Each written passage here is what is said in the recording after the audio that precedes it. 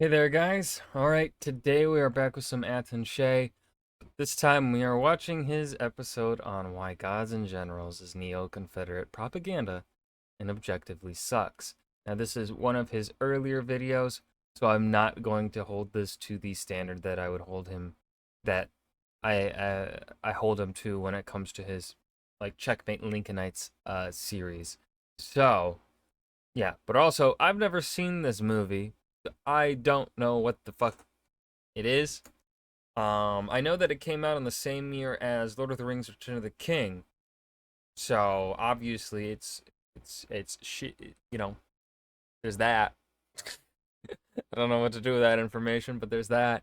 So yeah. Before we dive in, make sure you go and check out the links in the description box below. Would love you to join the Discord, follow me over at Twitch, and please do go check out the gaming channels here on YouTube. I have two of them. One is edited content, and then the other is just the stream VODs. The only Civil War movies that I have watched, I haven't even seen Lincoln, man. I've seen, was it Brave? Is that the one with the all black, the first all black? Was it first all black regiment? I think that movie was made in the 90s, I want to say. I remember it has Denzel Washington. Can't remember the names of the other actors. Did it have Samuel L. Jackson in it? Can't remember if that one had Samuel. I know Denzel was in it. I think. I'm fairly certain Denzel Washington was in that one. I don't remember any others though. I remember faces, but I cannot remember their names. I enjoy that one. I've seen that one a couple times. I feel like that's a good movie. A good Civil War movie. I hope. I hope it's aged well. I don't know. I haven't seen it in several years. And then I feel like I watched another one in school. In like middle school. I don't know if we ever finished it.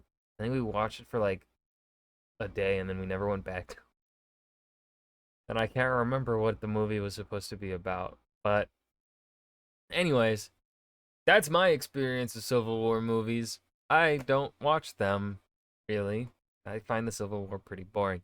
But these videos from Matt and Shay I find very entertaining. So let's dive in. Gods and Generals is the most offensive Civil War movie since the birth of a nation. It's also objectively terrible. The extended edition is nearly 5 hours long, and frankly, you don't need a movie to be that goddamn long. Like, Lord of the Rings: Return of the King is 4 hours and 13 minutes or something like that. And obviously that movie is perfection. You don't need to go longer. I'd rather face a firing squad than put myself through it again. It's exhausting and sanctimonious, and if you're not a huge Civil War buff like me, you'll just get nothing out of it. But oddly, why is that scene there? That scene is not needed.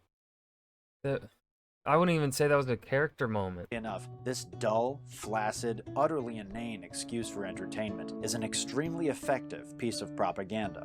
Watching this, I get the creepy sense that the entire reason Gods and Generals exists is to convince Civil War buffs that the Confederacy wasn't really all that bad, that it was about states' rights after all, and that the antebellum South was just a porch-sitting, lemonade-sipping He switched right into that accent real quick there, sir. paradise. Here is to the sultry, balmy South. As we'll see, the truth was otherwise. Is that Bean Boodle Cumberbottom? We'll take the ones Platt and Eliza. Sold, Eliza and Platt, Splendid. Before we proceed, Huh? I'd like to get one thing absolutely clear. The Confederate States of America existed primarily to preserve and expand the institution of slavery. Correct. Confederate soldiers were fighting for slavery. Most believe that abolition would lead to black revolts and violence against whites, and therefore slavery was the safest method for controlling African Americans. And they knew it. That's not an opinion, it's a fact. As the saying goes, Facts Uh, don't care about your feelings. if you disagree, I encourage dude, it's literally the people that say facts don't care about your feelings are the ones that whine the most when they get dealt with facts. you to watch on and have your beliefs challenged in a healthy way. Because if you truly know that the Civil War wasn't about slavery, then surely one YouTube video by a confirmed FARB isn't going to change your mind, right?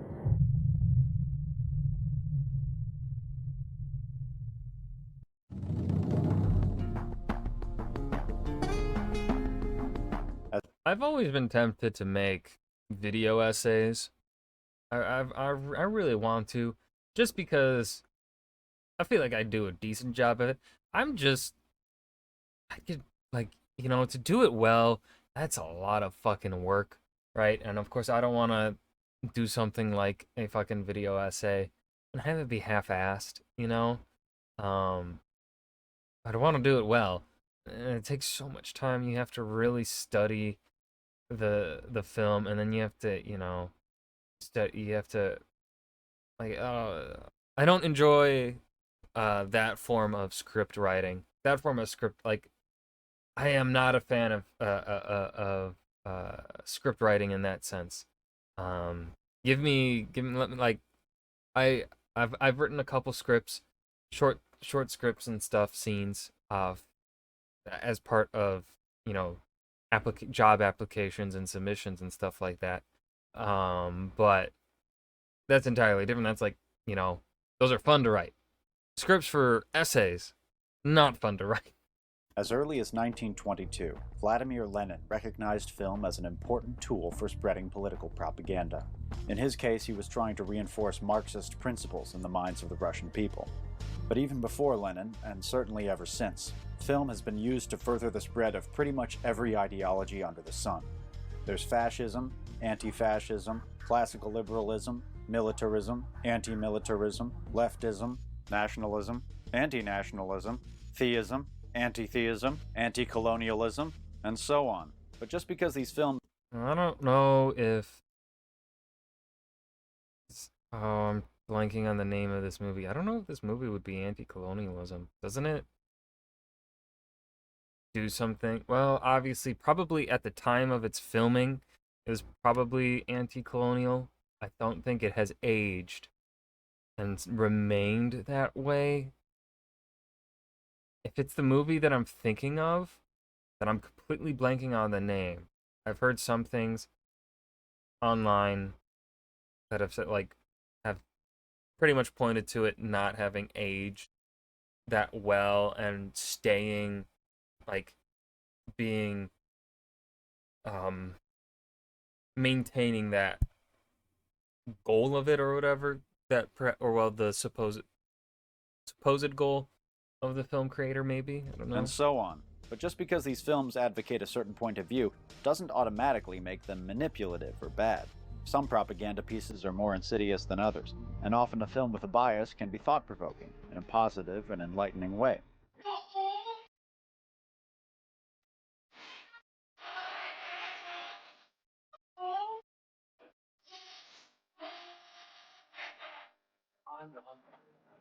Even if I disagree with the message, I can still dig a good propaganda film if it's well made or entertaining. But exactly. I mean, that's kind of that's the point of art. You are expressing your beliefs, and it's just in order to make it good, right? You have to study the process of making it, right? And to a certain extent, when it comes to certain things, you have to take yourself in a way out of it. I mean, all that mainly I think applies to like fantasy and stuff like that, right? Like Tolkien has famously talked about how he was not a fan of I'm blanking on the word right now, but essentially he did not want to God, what is the fucking word? Damn it. But he didn't want, it to be like obvious, like the war between the war in Lord of the Rings is not meant to be, World War II.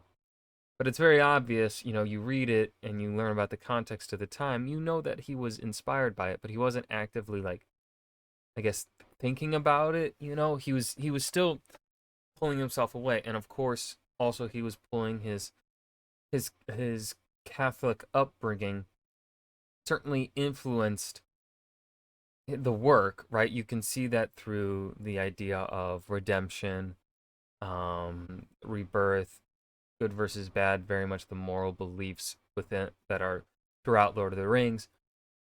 But he isn't like beating you in the head over it that this is the way to live, right?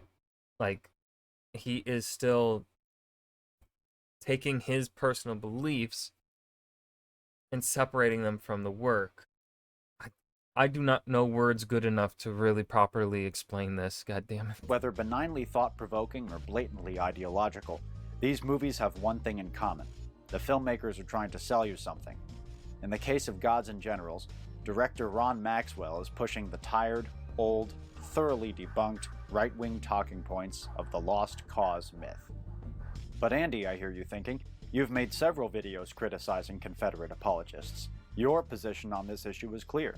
Surely you have a bias of your own.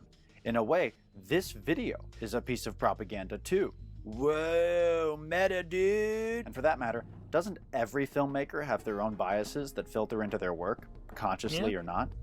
Well, no.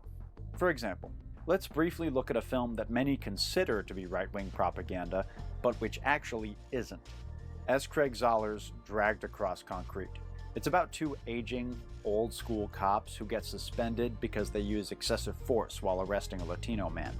In the scene where their boss breaks the bad news, the cops voice their frustration with political correctness and the liberal distrust of police officers, which they feel inhibits their ability to properly do their job. Some audiences saw this scene as an implicit endorsement of this conservative, anti-PC viewpoint, but nothing could be further from the truth. If you actually watch the movie, which is pretty damn good by the way, it's clear that the characters played by Mel Gibson and Vince Vaughn are not winking at the audience. It's just that they're aging, old-school cops. They've been doxxed by the Twitter outrage machine, so of course they would express those views in that situation. There's a big difference between fictional characters and... But obviously, how does the film continue to treat that moment onwards, right? Does it vindicate those two cops and show that they needed to, do they end up later in the line, down the line of the movie, learn why excessive force is bad and they are fine, they are accepting of the fact that what they did was wrong?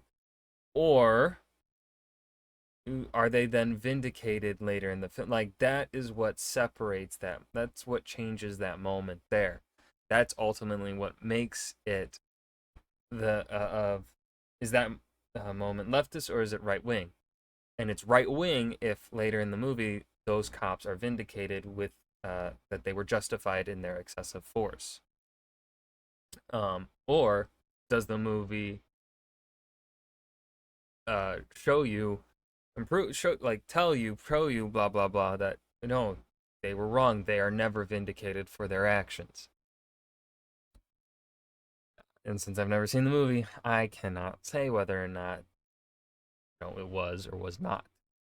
In a movie expressing certain opinions. Figure a man's only good for one oath at a time. I took mine to the Confederate States of America. And a filmmaker trying to indoctrinate his or her audience with a specific political agenda.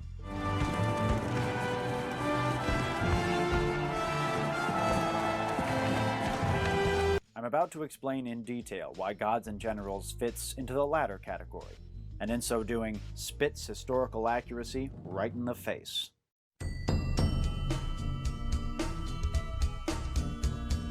Gods and Generals is a stupid movie. It's not Paul Blart Mall Cop kind of stupid. But because it completely lacks depth and nuance, it has to telegraph to the audience what they should be feeling at any given moment. The principal way it does this is through the use of its score. Take this scene, where the Virginia House of Delegates declares that state's intention to secede from the Union. How could there be union with a section of the country that wants to impose its will through coercion? Oh, you mean like slavery does? Never mind, we'll get to that. So at this point, Robert E. Lee has gotten up in front of everybody and accepts the position as commander of the Confederate Army. Watch this, and listen carefully.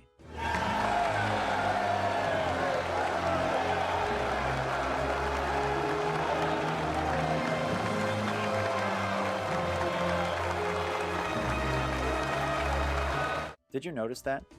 The soaring, triumphant John Williams-y music? What might have motivated that choice? What does the director, Ron Maxwell, want us to feel in this moment? Either he's a complete moron and thinks that every rousing speech needs triumphant music, or he wants us to feel inspired and uplifted that the South is seceding from the Union. I'm leaning toward the latter. I definitely think, okay, as someone who has never seen this movie, and obviously, you know I'm going to disagree entirely with this movie, but from a filmmaking perspective, I'm going to somewhat push, like, with a moment, like, it obviously entirely depends upon how the moment was built up within the scope of the film. Which I definitely think we can see here. We can see Attanché's early, like, you can tell this is an early work from Attaché with this here. I think definitely nowadays he probably would have brought up what I'm about to bring up. Now, of course, one question that can be brought up with this is, why are we telling this story through the eyes of the Confederacy? And that, of course, brings up the problem of this is Neo-Confederate propaganda, right? Okay, fair. Let's get that out of the way. 2, we also have to consider the fact we are getting this story from the Southern perspective, and of course, there's a way to go about that avoids it being problematic. But also, this movie is a story of the Southern perspective from a Southern white people perspective. And so through the point of view of the film that we are watching this from, now, of course, movies are very much not, right? POV is somewhat different in terms of movies, but I still kind of view it as we are watching this movie through a certain POV. Now, of course, should we have gotten the POV of this movie from a different perspective that is not the white man? Yes. Yes. But also, since we are getting this movie from the perspective of a Southern white man, they are going to be cheering at this situation. And so, on that level, with that context, it makes sense to use that music. Is that the right choice? Should they have gotten to that point? Should that have been how the movie is framed? No, it shouldn't have been. Right? Which then lends its point to, this is a bad movie. Especially when you see scenes like this. In my own Rockford County, only one person voted against leaving the Union. Probably the village idiot. Yeah, the village idiot was the one who wanted to prevent a fucking war. What an idiot! Consider also the sequence depicting the Battle of Chancellorsville. Now, this is as close as Gods and Generals comes to a climactic moment. And historically, it was the Confederacy's greatest victory, where Stonewall Jackson brilliantly steamrolled over the Federal right flank. Check out the music in this scene. Yeah, that's a bad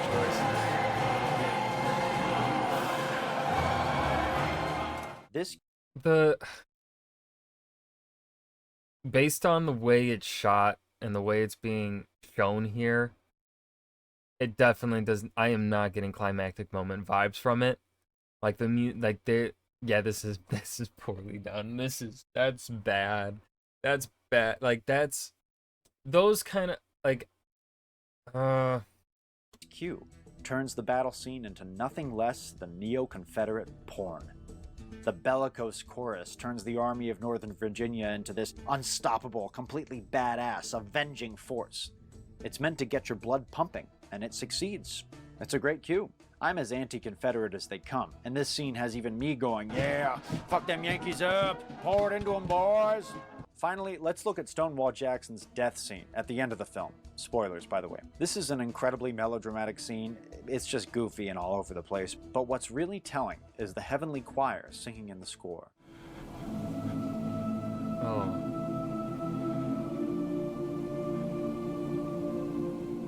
It indicates martyrdom, and even though you're doing I don't know. I'm a fan of, if you're doing a death scene, cut the music. Cut the music. martyrdom, And even though Jackson got pointlessly gunned down by his own men by mistake, his death is depicted as a pseudo-religious sacrifice. He even has his hand raised in this saintly way. And just before he goes, this look comes across his face like he's seeing the gates of heaven opening up. It's a Christ-like demise, and the film clearly implies that he gave his life nobly for a good cause. Yeah. The last shot of the extended edition is a slow push-in on Jackson's coffin, and the stainless banner draped over it. The camera settles on the top left section of the flag to the Confederate cross that we all know. Oh, that's bad. And love. This is what Jackson died for, the film is saying. He gave his life to defend what this flag represents.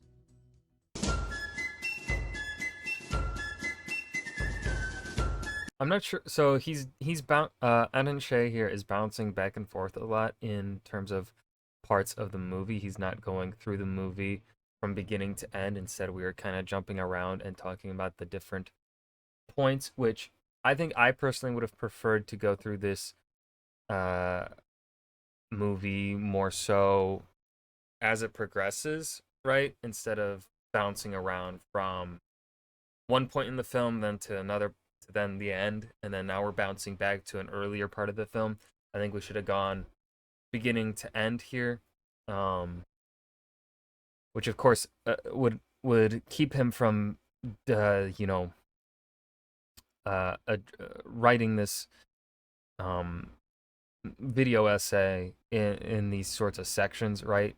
But for my tastes and how I like to listen, like video essays that I like to listen to, I want if we're deconstructing a story, I want to deconstruct the story from the beginning to its end, just because that's one, how you would consume the story itself on its own, and so I feel like the deconstruction of said story should also be done in that way.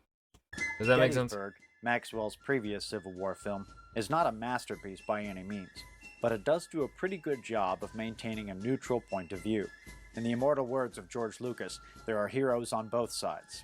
It works in Gettysburg because that film focuses on military history, and apart from one little scene... I'm fighting for my rats. Obviously, that's what we're fighting for. For your what? For our rats. It doesn't really delve into the social or political history of the 1860s. Not so with Gods and Generals.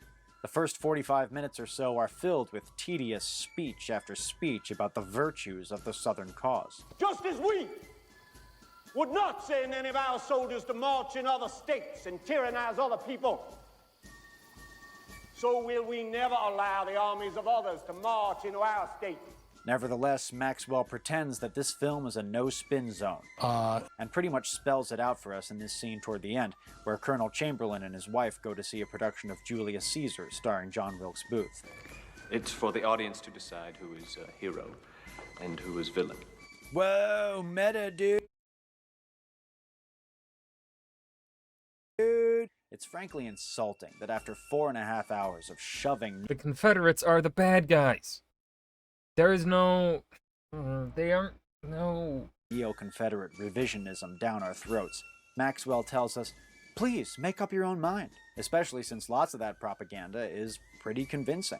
Take these words that Maxwell puts in Stonewall Jackson's mouth. If Virginia adheres to the United States, I adhere.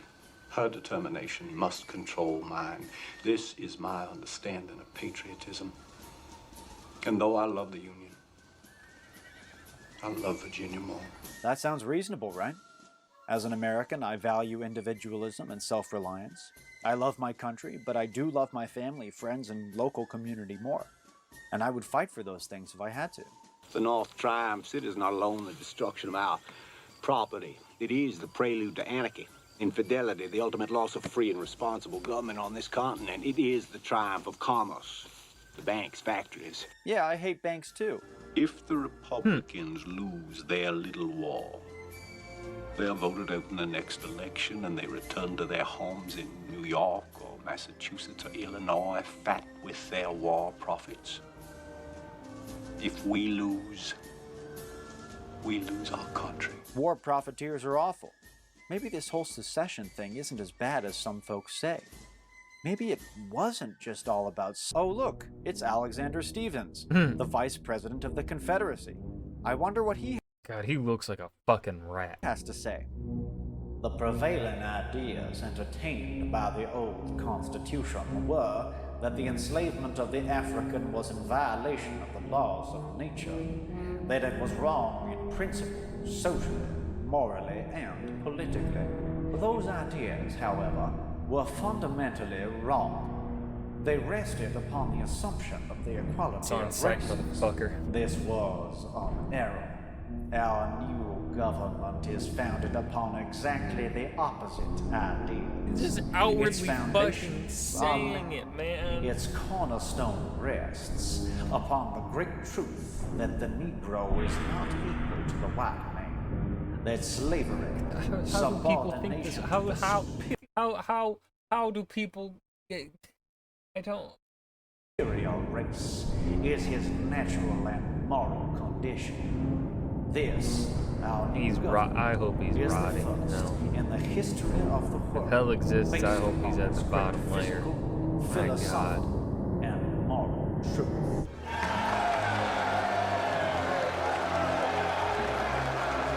See how easy it is to fall for this lost cause shit?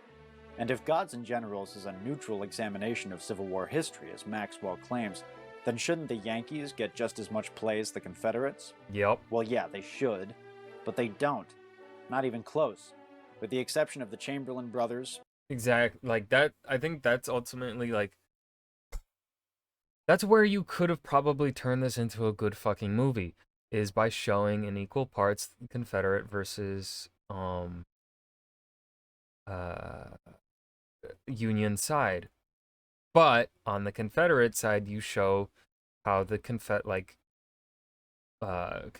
are being, people of the South are being misled by their leadership, or have been indoctrinated to believe a certain way. Which again, yeah, of course that gets into, but that's not neutral. No, it's fucking not, because the Confederates were fucking slave owners. They're pieces of shit.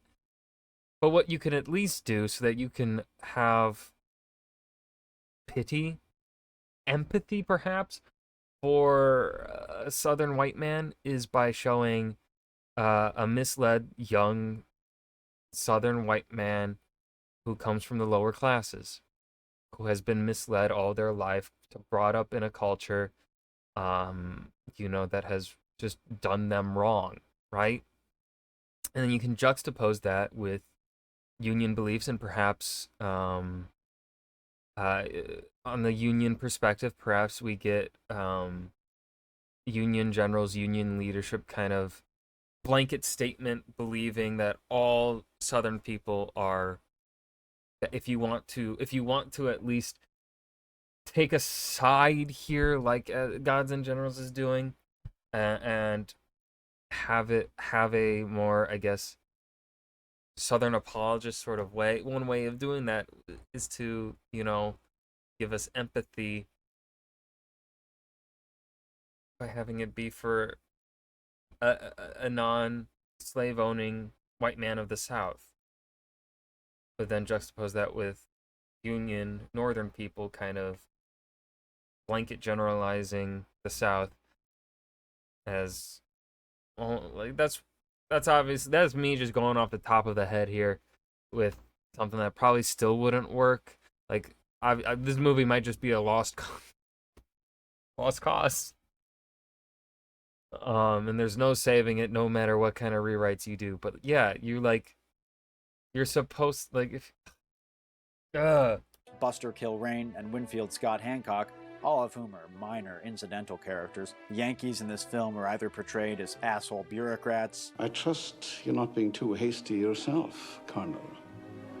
This is a great opportunity for you to serve your country. Asshole politicians. I congratulate the Army that the numbers of casualties have been comparatively so small.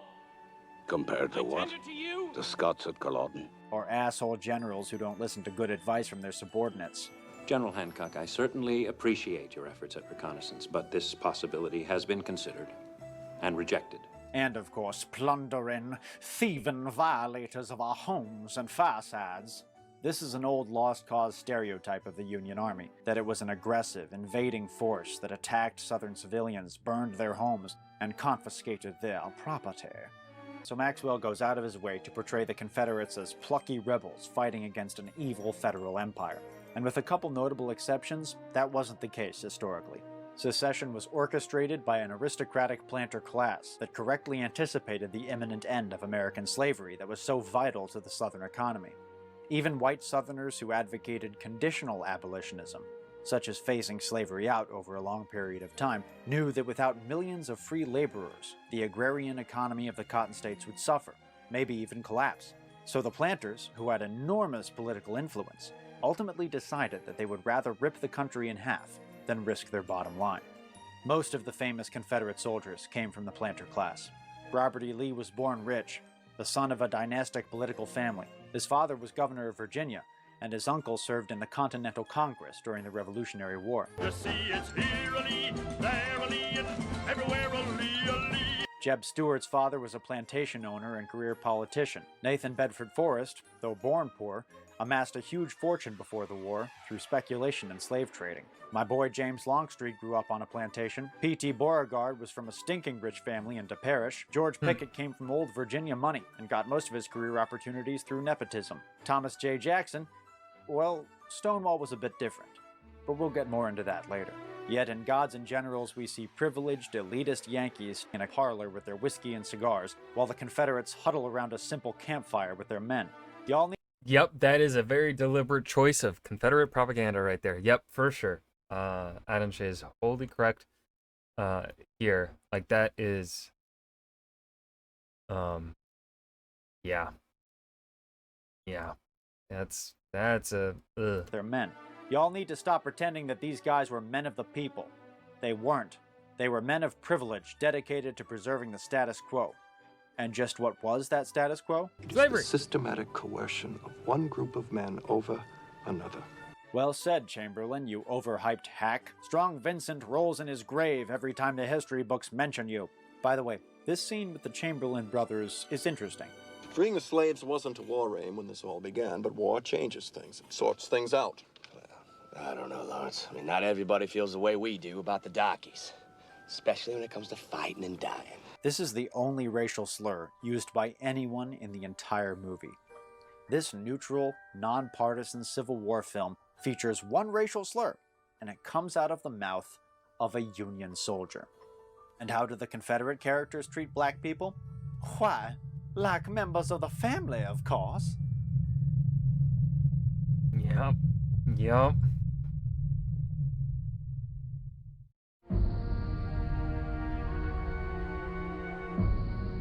Oh, that would not happen in real life. There are 3 black characters in Gods and Generals, and they're either super down with the Confederacy, or they want to be free despite the fact that they love their masters. I love them people you done chased from this house. I've known them most all my life. This is how the actors describe their characters in the film. If I was born in that time period, I would have been subservient, yes. I would be doing the yawsum and nosum and, you know, trying to survive. But I think that because of who I am in the back of my mind, it's like, you're going to take me only so far. And then at one point, I'm going to say, no. It's easy for somebody to say, oh, well, honey, I'd just get on out of there. Well, maybe you would. But where are you going? You know, you might run to that North Star, but Martha had 3 little children. What are you going to do? These are fair points. In the Louisiana Slave Revolt of 1811, a quarter of the slaves of the German coast region joined the rebellion, but 3/4 remained loyal. Was this because they had genuine love for their masters? In certain cases, yes. But for the vast majority, they decided not to take up arms because they calculated the risks of revolt and decided that it was likely to fail. Yep. Sadly, they were right. You see the same calculation in revolts and... Well, of course, had everyone joined in the revolt, it probably wouldn't have failed. But because the revolt was so split, the people, slaves, were so split on whether or not to revolt, that's what leads to its failure. That's ultimately really what leads to rebellion and social progression failure. is because you have that divide, and we kind of talked about this actually in the last Checkmate Lincolnites video, where a lot of the problems when it comes to social progression is the divide on how to go about it, partially how to go about it, but then also so many people have so many differing ideas, and stuff like come from different like when you are looking at progression, what that involves also is people from multiple different backgrounds.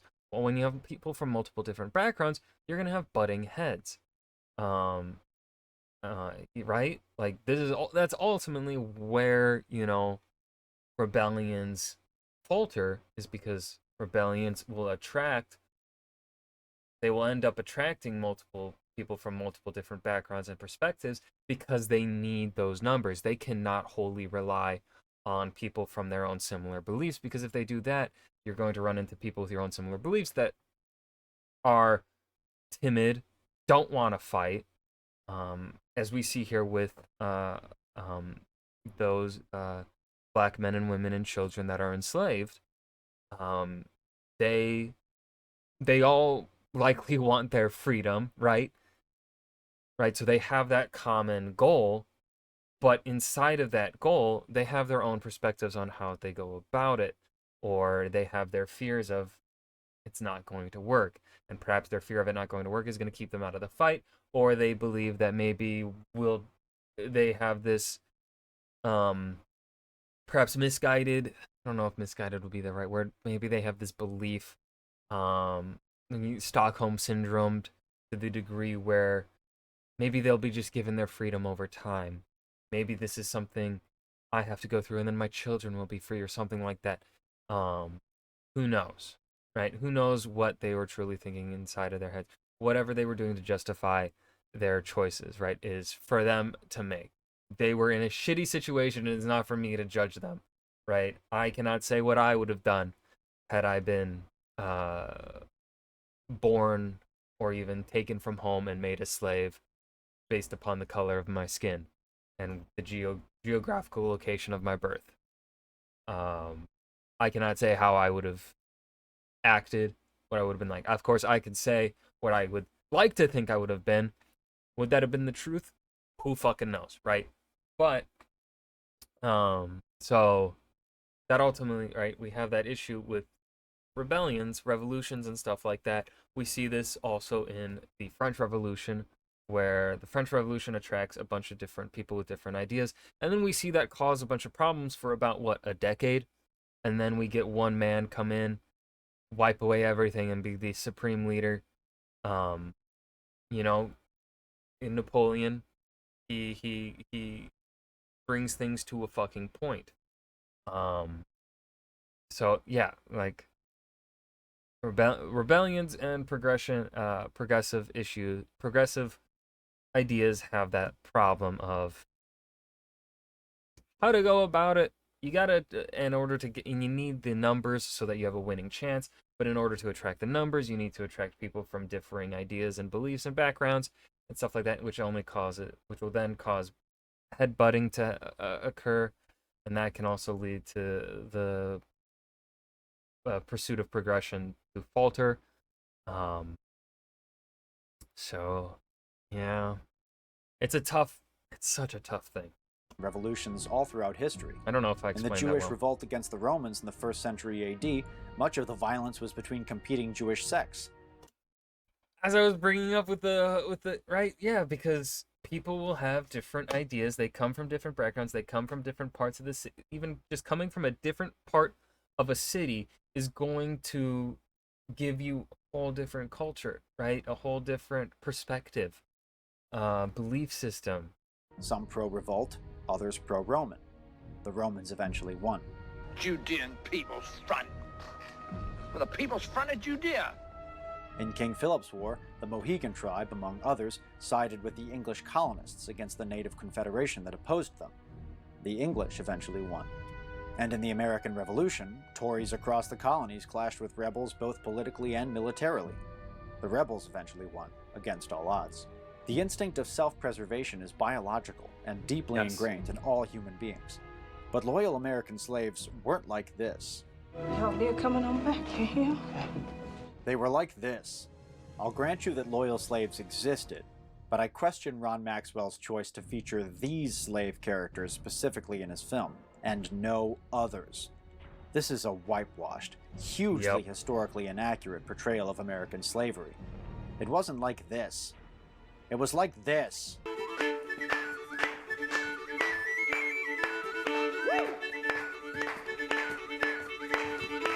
Come on, Wednesday Merriman, move your feet.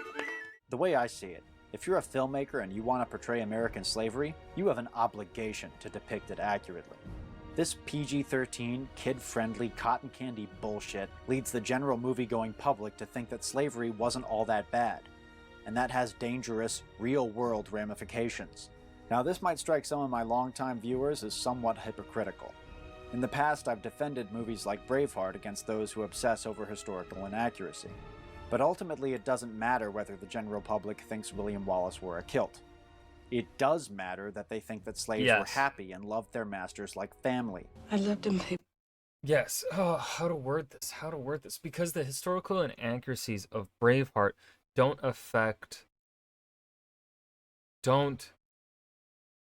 take away from the real life goals of William. Like, they don't lie to you. That's not lying to you about the goals of William Wallace.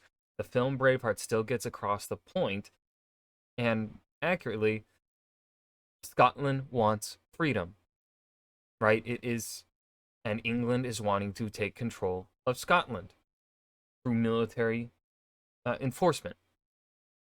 That is not undermined in any way through the perspective, through how Braveheart shows the William Wallace's rebellion.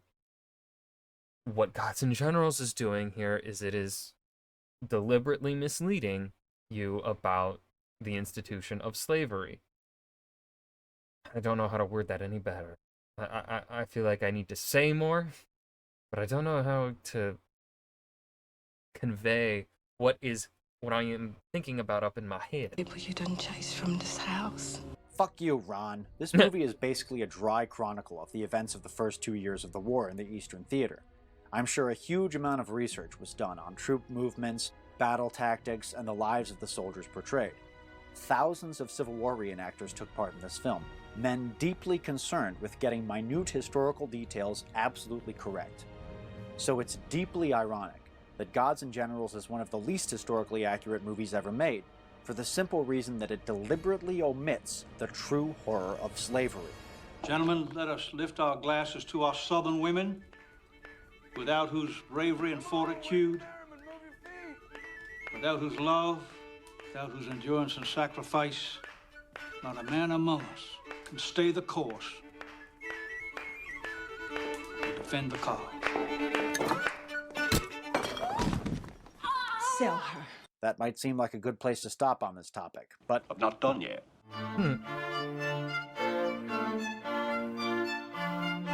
There are two black characters who help out the Confederate Army.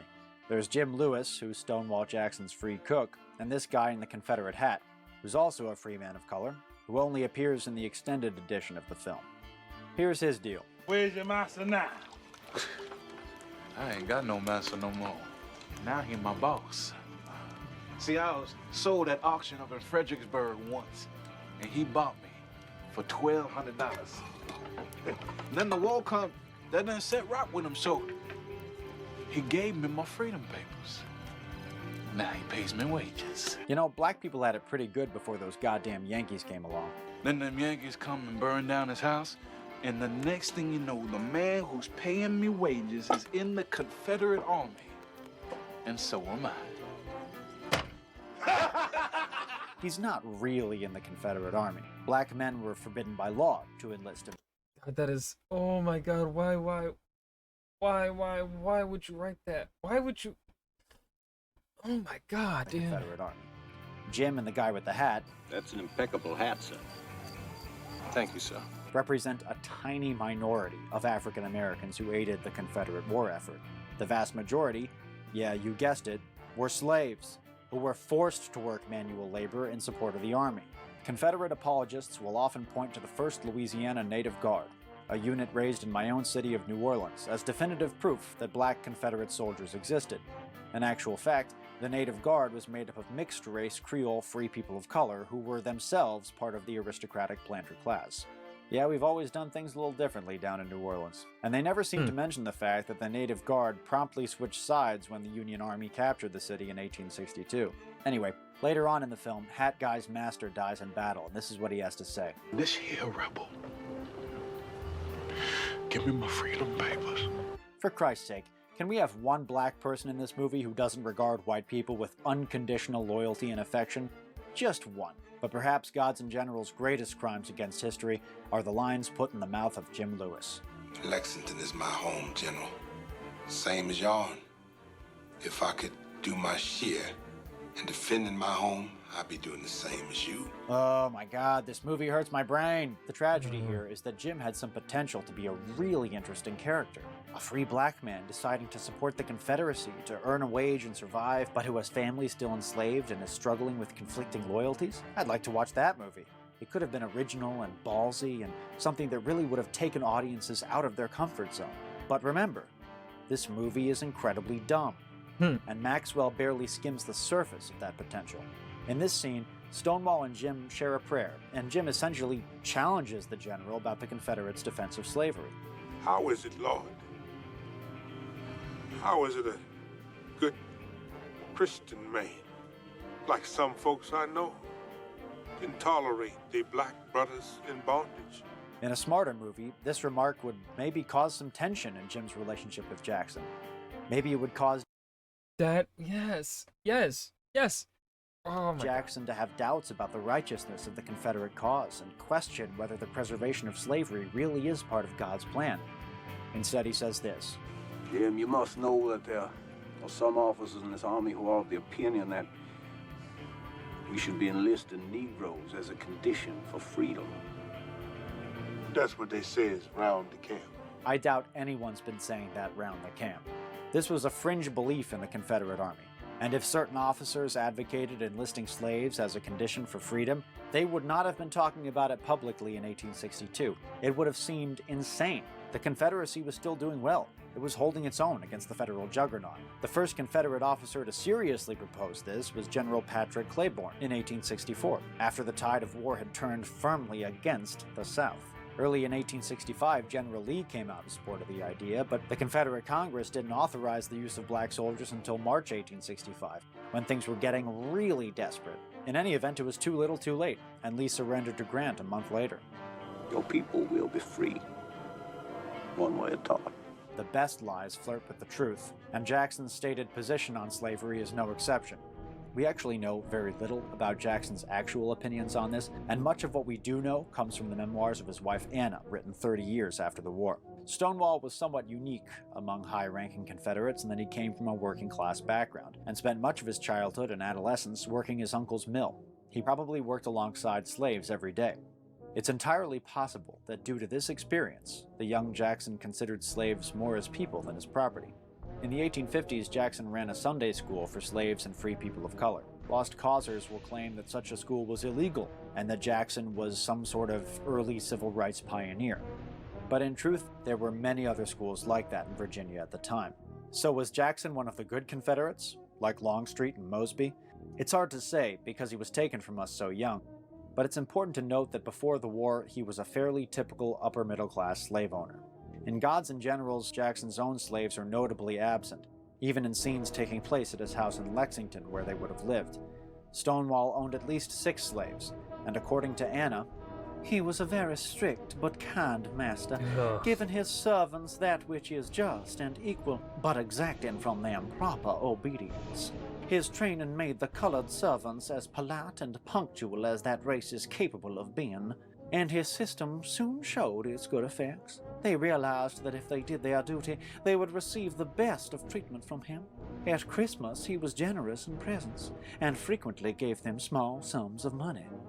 As for Jackson's political views on slavery, Anna says, I have heard him say that he would prefer to see the Negroes free, but he believed that the Bible taught that slavery was sanctioned by the Creator himself, who maketh men to differ, and instituted laws for the bond and the free.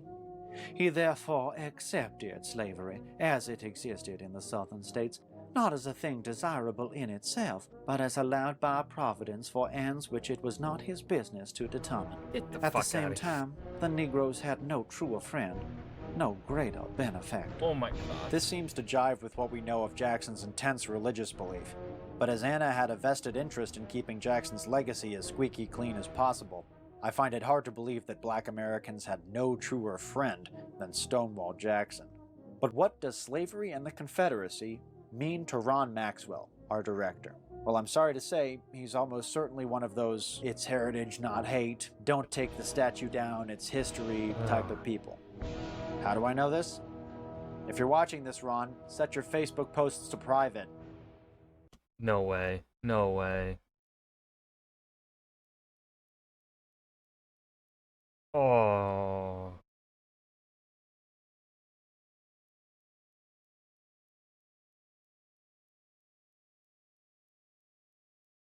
What the fuck, dude? So that was a heavy topic. These past few minutes of the video may have made you angry or uncomfortable. Some of you might be taking to the comments section now to call me a virtue signaler, or a white knight, or a soy boy. Trust me, I've heard them all. But I just want you to know that the reason I often talk about American slavery and criticize the lost cause isn't because I have white guilt, or because I want to feel validated with fake internet points.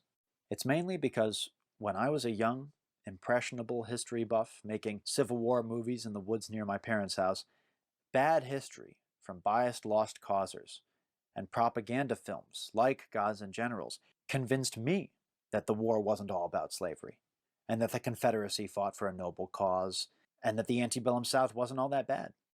When I started to learn the truth, I felt like such a fool. How could I have been taken in by this nonsense? If I can provide a solid resource with good history, if I can reach just one young person who might be entertaining these ideas and convince them otherwise, then this video will have done its job. If you still don't believe me at this point, I'm not sure that anything that I can say can change your mind. So I won't try. I'll let you hear it straight from the horse's mouth. Did you know that we actually have audio recordings from the 30s and 40s of former slaves talking about their experiences? Yeah. Right now, in the 21st century, you can listen to the voices of American slaves. And I gotta warn you, the picture they paint is not pretty. Well, they taken that old woman, poor old woman, carried in the peach orchard and whipped her. And, just tied her hand this way, around the peach orchard tree. I remember that just as well, looked like to me, I can, and round the tree and whipped her. And well, she couldn't do nothing but just kick her feet, just kick her feet. But it just had her clothes off down to her waist, Just didn't have her plumb naked, but they had her clothes down to her waist. And every now and then they'd whip her, and then snuff the pipe out on her, snuff pipe out on her. The embers in the pipe. Where you ever see the pipe smoking? Blow them out on her? Mm-hmm. Good Lord. Mm-hmm.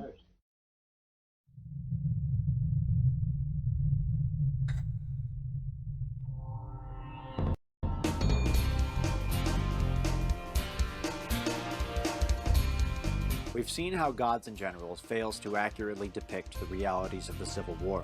Now let's examine how the movie fails utterly on a cinematic level. The biggest problem with Gods and Generals is that the film has no discernible story. This was the case with Gettysburg too, but at the very least, Gettysburg had characters that you liked. In Gods and Generals, the characters are all boring. Ron Maxwell's intention here seems to have been to create a visual record of certain key events in the Civil War, but in so doing, he sacrifices narrative and story structure. They go right down the toilet. You might argue that traditional story structure can be constraining and isn't necessarily applicable to all types of movies, and you'd be right. But Gods and Generals wasn't directed by David Lynch. It was directed by Ron Maxwell, and Ron's not that intelligent or thoughtful a filmmaker. He should be directing Paul Blart Mall Cop, not Civil War epics. The trouble with... I don't even know what other movies Ron Maxwell has fucking made. Both this movie and Gettysburg is that Maxwell confuses drama with story. Every once in a while something really dramatic will happen, like Stonewall Jackson's little girlfriend dying of fever, or the Confederate Irish Brigade being forced to fire on the Federal Irish Brigade, or Jackson having to oversee the execution of deserters from his beloved Stonewall Brigade. But these overwrought, dramatic moments ultimately have no impact on the story, doing nothing to drive the narrative forward. They don't even provide insights into the characters involved. We already know Jackson's a hard-ass, so when he executes the deserters he becomes even more of a hard-ass? That's a generous interpretation, because Jackson has no character arc whatsoever. His scenes are watchable because of Stephen Lang's great performance, but ultimately his character's not that interesting. At the beginning of the movie, he's a devout, fiercely patriotic soldier. At the end, he's a devout, fiercely patriotic soldier. There's no change and no growth. But at least Jackson has a personality, unlike some other Confederate generals I know. So this is the first shot of Gods and Generals.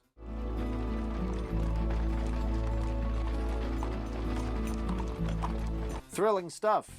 Why not have Lee do something?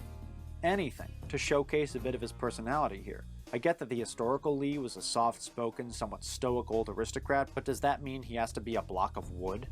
God, I'm having Season 8 flashbacks. Oh, God. You know, Bran's character has a lot of development. I remember in this scene particularly, I pulled Bran aside and said, hey, Bran, maybe a little less birch, you know? Maybe a little more oak.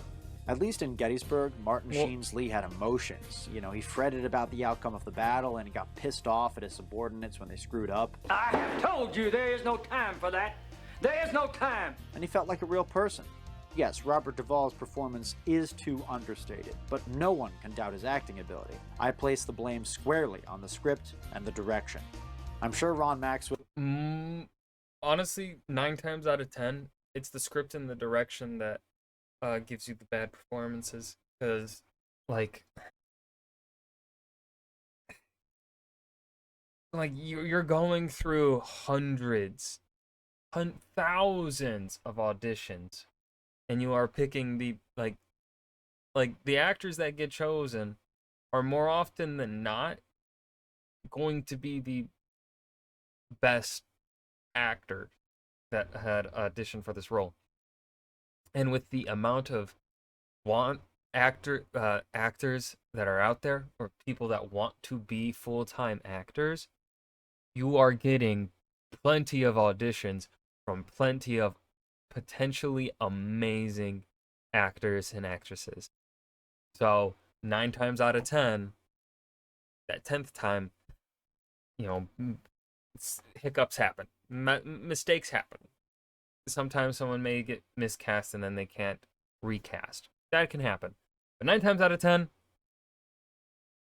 the best actor is in that role, for that role. So then it comes down to the screenwriting and the direction from the director that fucks everything up. Maxwell would be the first to admit that he's not exactly an actor's director. Your spirit is vaster than oceans. Come on, boys! Quick, and we can whip them! Shouldn't we make some attempt to occupy Fredericksburg and possibly the heights beyond now, while we have it for the taking? Your spirit is vaster than oceans. I'm so sorry, Jeff Daniels. What can you do with a line like that? I know the 19th century was a sentimental time and everything, but geez Louise, it's like this movie was written by Tommy Wiseau. But at the same time, we know that Maxwell isn't a complete dum-dum. He's an extremely effective propagandist, yes, but he also understood that he needed to cash in on the success of Gettysburg. By far the best scene of that film is the 20th Maine's desperate defense of Little Round Top. Throughout that sequence, depicting the second day of the battle, the audience emotionally connects with 3 characters: Colonel Chamberlain, his brother Tom, and Buster Kilrain. So of course they get shoved into this movie. This is the Ron Maxwell Cinematic Universe equivalent of putting C-3PO and R2-D2 into a scene at the Rebel base for no reason. Hold on. I will not tolerate Rogue One slander like this. It's Star Wars, it's gimmicky, it's stupid, and I feel like it works. I like it. I still like that scene. If they're going to scaff, why does nobody ever tell me anything, Artu? You could have cut the Yankee characters out of this movie completely and you'd barely notice their absence. I say if you're gonna make a movie about Stonewall Jackson, make a movie about Stonewall Jackson. If you want to make a movie that's a dry, dull chronicle of the first 2 years of the Civil War, just don't.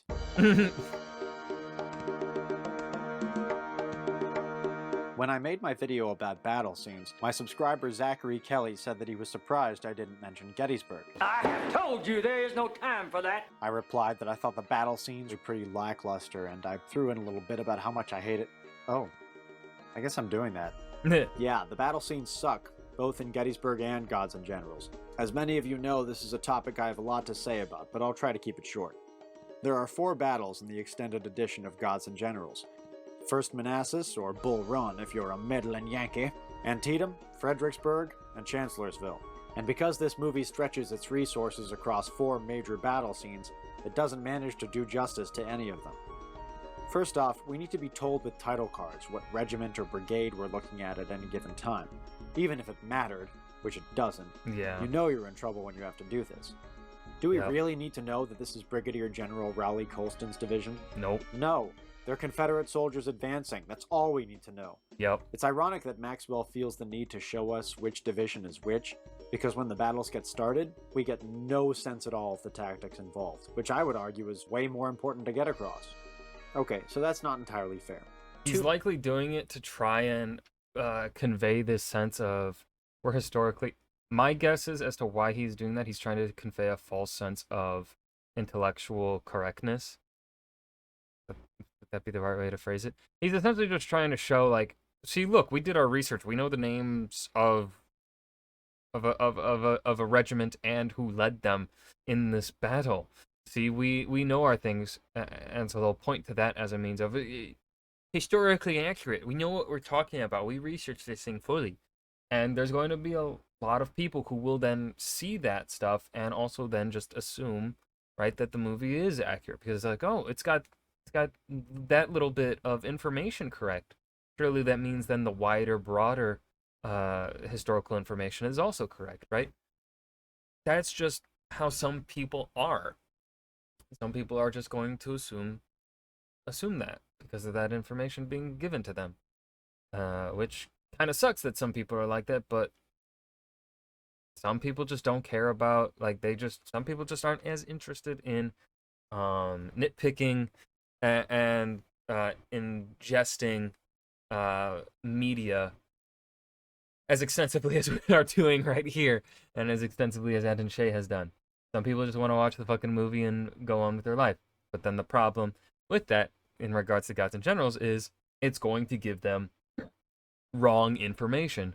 It is going to tell them wrong things about a time period. Right, like that information about who's who, which regiment is who, is unimportant. But what is important, and what they're going to brush under the rug, is the treatment of slaves, right? Slaves were treated horribly. They were slaves. They did not, right? They treated their masters the way they treated their masters because they felt that that was their best way of survival. 2 out of the 4 battles do show us tactics, but in a super simplistic, dumbed-down way. At Fredericksburg, the Yankees advance uphill against an entrenched Confederate position, and at Chancellorsville, Stonewall Jackson ambushes the 11th Corps and routs the Union flank. At First Manassas, we have to be told that the Confederates are losing. Sir, the day is going against us. If you think so, sir, you had better not say anything about it. Come on, man, show, don't tell. This is like the first rule of movie making. I should be able to tell that they're losing by seeing the troop movements and the worried look on the commanders' faces. So many other filmmakers have done it well. Gods and Generals is just lazy. It's a similar story with the Battle of Antietam, and it's a real shame, because Antietam was one of the most consequential battles of the war. But all we see is some artillery fire and a handful of middle-aged reenactors facing off in a cornfield that I assume is supposed to be Miller's cornfield. You know, the site of the most savage fighting of the bloodiest single day of the entire war. Wow, look at that carnage. Oh look, the guy's water bottle got shot. He could be dangerously dehydrated. Apart from all the Lost Cause stuff, the goreless PG-13 battles are Gods and Generals' biggest crime against historical authenticity. As far as I'm concerned, you can't accurately depict the battles of the Civil War without showing rivers of blood. This is a first-hand account of the Battle of Antietam from Christoph Niederer of the 20th New York Infantry. So, when we get into bloodless fighting, it often is done that way as a means of, like, being, you know, kind of glorifying war. I had just got myself pretty comfortable when a bomb burst over me and completely deafened me. I felt a blow on my right shoulder, and my jacket was covered with white stuff. I felt mechanically whether I still had my arm, and thank God it was still whole. At the same time, I felt something damp on my face. I wiped it off. It was bloody. Now I first saw that the man next to me, Kessler, lacked the upper part of his head, and almost all his brains had gone into the face of the man next to him, Merkel, so that he could scarcely see. Since any moment the same could happen to anyone, no one thought much about it. Oh no, not the water bottle! If you don't show the violence as it really was, it gives the impression that the Civil War was more like a camping trip than an actual war. As well, that war is so terrible. But we should grow too fond of it. Doesn't seem so terrible, Lee. Seems kind of fun, actually. Yeah. And confusing, my god. With the exception of Fredericksburg, there's absolutely no sense of geography to these battles. We see cannons firing, but there's no rhyme or reason to their deployments and targets. Shells come out of nowhere to bloodlessly land at the feet of stuntmen. We see the general's point of view, but without understanding fully what we're even looking at. Who fucking cares that it's Colston's division? Mr. Pendleton, ride to General Hood. Ask him, can he maintain his position? Yes, sir. Can he maintain his position? What's going on with General Hood? This is the first time we're hearing about him in this entire fucking movie. Does Ron Maxwell just assume that everybody watching this already knows the intimate details of the tactics of these battles? Well, yes, because...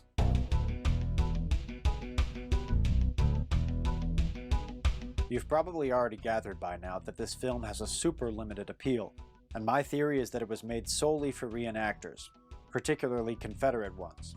Exhibit A is this bizarre scene where Jeb Stuart sends a nice new coat to Stonewall Jackson, and everybody has this, like, weird American Psycho moment with it. Look at that subtle off-white coloring. The tasteful thickness of it. Oh my god. The only thing that can turn middle-aged men into squealing fashionistas is a brand new piece of reenacting gear. And I say that with love. Despite having my reservations about the somewhat toxic nature of reenacting culture, I really appreciate reenactors' passion for history and detail. Man, Barney, if you're going to be General Grant, you have to have a drink. Yeah, but I'm a recovering alcoholic. That said, what most people find interesting about the Civil War isn't the minutia of military uniforms and gear. It's the incredible stories of the people involved, their bravery, resilience, and all too human fallibility. I think it's very telling that the costumes and sets of Gods and Generals are painstakingly accurate, but virtually everything else, from its kid-friendly violence to its insulting pro-Confederate bias, is less realistic than Paul Blart Mall Cop. I don't know, that's pretty realistic. Okay, so this was a very good video, especially when we take into the context that this was one of his very early videos. I definitely feel like he had more to say, and that there's more to be said about how bad this movie is, but also, do you want to then give this shitty movie that sort of space and time? Do you want to give it that sort of energy and, you know, talk about, like, does it deserve to be even talked about in any way whatsoever? Right? That's a question. That's a different question to ask and ponder about. Definitely a lot of even Aten Shay's historical information in this video is pretty surface level, but I read his pinned comment for this video, and he even addresses that. He's like, yeah, this is a very surface level video. But again, this is also one of his first videos, one of his very early videos, so I'm not really going to hold it against him, especially when the movie he is working with here and critiquing is a movie with horribly shitty historical information in it. Wow, I did not think I'd yap as much as I did in this video. I am not going to be watching this movie in my own time. It does not deserve my time. I hope you guys enjoyed this very long video. Remember to hit that like button and subscribe for more, and I will see you guys in the next video. Peace.